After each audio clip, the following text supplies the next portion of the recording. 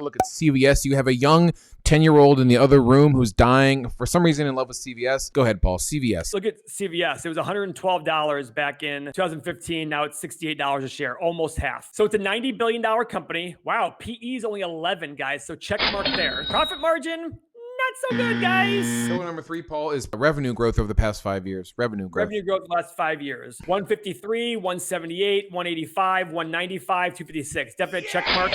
Pillar number 4, profit growth for CVS. 5.2, 5.3, 6.6. Random loss, 6.6. So check mark there. How about pillar number 5, number of shares outstanding, Paul? Ooh, 1.1 to 1.3. They probably issued shares in order to buy Aetna, is my guess. That's probably what they did. Okay, how about pillar number 6, current assets greater than current liabilities, Paul? I imagine it's not going to be good. 59 billion in current assets, 62 billion in current liabilities. You know, it's a retail store that's low margin. They're not going to be able to cover that very easily. Okay. So X there as well. Pillar number 7, free cash flow growth. 6.2, 7.9, 6.1, 6.8, 10.4. So it's a check mark on growth. What's the average, Uncle Seth? 7.5. Wow. So they're selling for about 12 times, not even 12 times free cash flow. Not bad. The sheet that I use to determine what I want to pay for a stock, it goes based on revenue growth. The revenue growth here is big, as you remember, because of the Aetna acquisition. So we don't know. Now, the other thing, though, is there were years of free cash flow in which the Aetna acquisition wasn't accounted for. This actually might not be a bad play. We have Walgreens.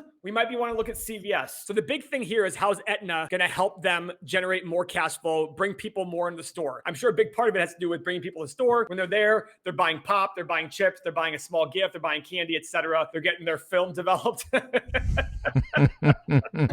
So either way, this isn't bad, guys. The PE is low, and they can definitely easily afford the dividend, being the market by over 1%. So I'm not opposed to this one. This is something to do more research on and get some more information on. This is good.